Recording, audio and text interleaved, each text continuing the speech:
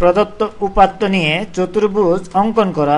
তিনটি বাহুর দৈর্ঘ্য 3.2 সেন্টিমিটার, 3 সেন্টিমিটার ও 3.5 সেন্টিমিটার এবং দুটি কর্ণ 2.8 সেন্টিমিটার ও 4.5 সেন্টিমিটার। আমাদেরকে বলা হয়েছে এমন একটি চতুর্ভুজ অঙ্কন করতে বলেছে। এই যে চতুর্ভুজের তথ্যগুলো দেওয়া আছে, অর্থাৎ উপাত্তগুলো দেওয়া আছে, উপাত্তগুলো হচ্ছে তিনটি বাহুর দৈর্ঘ্য। চতুর্ভুজের 4টি বাহু থাকে, এই 4টি বাহুর মধ্যে 3টি বাহুর দৈর্ঘ্য দেওয়া আছে। কত? একটি হচ্ছে কি 3.2 সেন্টিমিটার, আরেকটি হচ্ছে 3 সেন্টিমিটার ও আরেকটি হচ্ছে 3.5 সেন্টিমিটার। এই 3টি বাহুর দৈর্ঘ্য দেওয়া আছে। এই দৈর্ঘ্য এবং দুটি কর্ণ, চতুর্ভুজের দুটি কর্ণ থাকে, এই কর্ণ দুটি দেওয়া আছে 2.8 সেন্টিমিটার একটি কর্ণ, আরেকটি হচ্ছে 4.5 সেন্টিমিটার।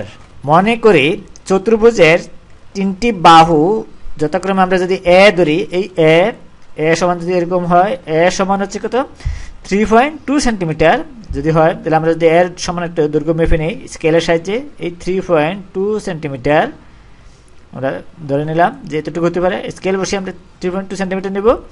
এখানে হচ্ছে কি 3.2 সেন্টিমিটার এই চতুর্ভুজের একটি বাহুর দৈর্ঘ্য।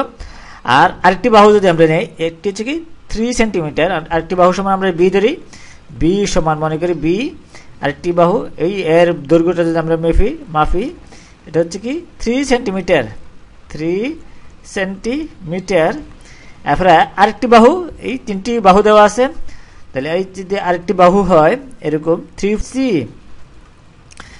সমান 3.5 সেন্টিমিটার, এর দৈর্ঘ্য সমান যদি আমরা এই মেপে নিই স্কেলের সাহায্যে, তাহলে এরকম হতে পারে 3.5 সেন্টিমিটার। তাহলে আমরা কি করবো এখন? এবং দুটি কর্ণ দেওয়া আছে, এই 2.8 আর এটা হচ্ছে 4.5 সেন্টিমিটার। কর্ণ জানি ঠিক এই কর্ণ সমান 2.8 ধরি, যদি এইটা সমান 8, 2.8 এরকম হতে পারে 2.8। আরেকটি কর্ণ হচ্ছে 4.5, আমরা যদি আঁকি তাহলে এই ডি সমান এই এরকম 4.5 সেন্টিমিটার। তাহলে আমাদেরকে চতুর্ভুজটি অঙ্কন করতে হবে। আমরা যদি অঙ্কন লিখি বা আমরা যদি শুরু করি অঙ্কন, তাই আমরা যে কোনো রশ্মি এরকম বিই নেই, এরকম যে কোনো রশ্মি এরকম বিই নেই, এই বিই এটা কি বিই একটি রশ্মি বা সরলরেখা নেই। এই সরলরেখা থেকে এই কর্ণ ডি এর সমান, কর্ণ এই ডি এর সমান করে আমরা কি করব? বিডি অংশ কেটে নিই, এই বিডি ডি এর সমান করে এই বিডি এতটুকু ধরে নিলাম, এই বিডি অংশ কেটে নেই।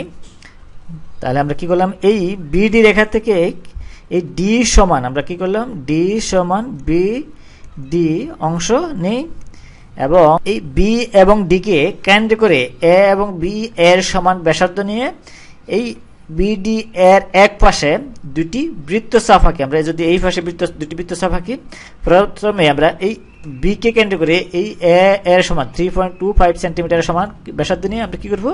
একটি বৃত্তচাপ আঁকি। যদি এরকম হয়, এখান থেকে এতটুকু আমরা এরকম, তাহলে এই পেন্সিল কম্পাসের কাঁটাটা এখানে রেখে এর দৈর্ঘ্যটা মেপে এই কাঁটাটা এখানে রেখে থেকে আমরা একটা বৃত্তচাপ আঁকি। এরকম যদি হয়, এরকম হতে পারে। তারপর আমরা কি করব?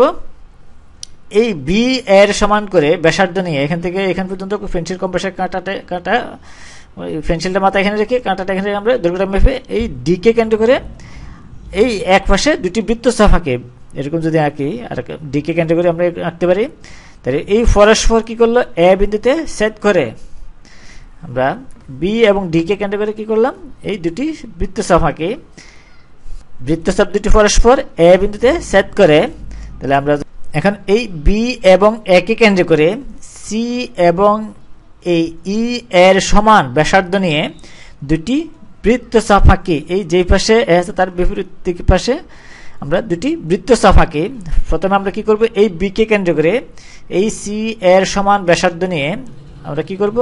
একটি বৃত্তচাপ, এই বিডি এর যেই পাশে এ আছে তার বিপরীত পাশে একটি বৃত্তচাপ আঁকি। তাহলে আমরা যদি আঁকি এভাবে আঁকি, তাহলে এরকম হতে পারে। ই এর সমান অর্থাৎ 2.8 সেন্টিমিটার সমান আমরা কি করব? সেন্টিমিটার যদি লিখি, তাহলে এই 2.8 সেন্টিমিটার সমান এই একে কেন্দ্র করে এই এ এর যেই পাশে বিডি আছে ওই পাশে আরেকটি বৃত্তচাপ আঁকি, অর্থাৎ এই বিডি এর বিপরীত পাশে আমরা কি করব, দুটি বৃত্তচাপ আঁকি, যেই পাশে আছে তার বিপরীত পাশে আরেকটি বৃত্তচাপ আঁকি। তাহলে এই বৃত্তচাপটি পূর্বের বৃত্তচাপটিকে পরস্পর সি বিন্দুতে ছেদ করে, তাহলে এটা কি করলো, পরস্পর সি বিন্দুতে ছেদ করে।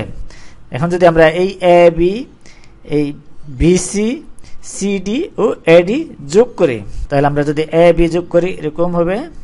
আমরা স্কেল বসিয়ে এই পয়েন্ট টু পয়েন্ট স্ট্রেট সোজা লাইন আঁকবো। এরপর আমরা কি করব, এই এডি যোগ করি, এই এডি বিসি বিসি বিসি এবং এই ডিসি ডিসি আমরা যোগ করি। তাহলে ডিসি যোগ করলে কি আসে, এরকম আমরা এরকম। আর এই লাইনটা হবে আমাদের, এই লাইনটা হবে, আমরা যদি হালকা দাগ দিয়ে যাই, এটা হবে কর্ণ, এটা হবে কর্ণ। এই ই এর দৈর্ঘ্য সমান কর্ণ ই, আর এই বাহুটা সমান হচ্ছে এই এ বি বাহু সমান, আবার এই বাহুটা সমান বি, আবার এই এটা সমান হবে সি। তাহলে আমরা এই এ বি সি ডি চতুর্ভুজ অঙ্কিত হলো। তাহলে আমরা এই A B BC BC CD CD ও এডি যোগ করে, এডি যোগ করে এই এ বি সি ডি আমাদের একটি চতুর্ভুজ অঙ্কিত হলো। আমাদের কাছে চতুর্ভুজ বলা হয়েছে যে উপাত্ত দেওয়া আছে, সুতরাং এই এ বি সি ডি একটি চতুর্ভুজ অঙ্কিত হলো।